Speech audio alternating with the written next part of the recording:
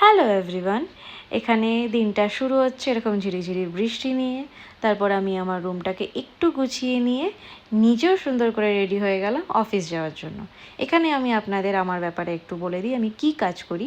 আমি হলাম একজন ফ্যাশন ডিজাইনার আর ফ্রিল্যান্সার ডিজাইনার। এখানে আমি বেরিয়ে গেছি, অলমোস্ট আমি আমার অফিসে পৌঁছেও গেছি। এই যে দেখতে পাচ্ছেন অফিস, ড্রেসপত্র দেখে বুঝতেই পেরেছেন যে এটা ডিজাইনিং হাব।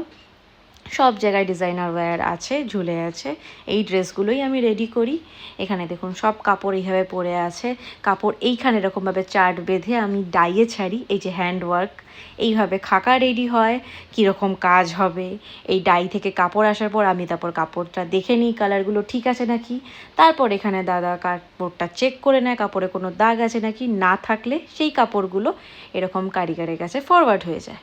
তারপর আমি রওনা দিলাম আমার বাড়ির উদ্দেশ্যে। জানি একটা ব্লগে আমার কাজ সম্পর্কে এতটা ডিটেলস বলা পসিবল না, দেখা হচ্ছে অন্য ব্লগে আরও ডিটেলস নিয়ে।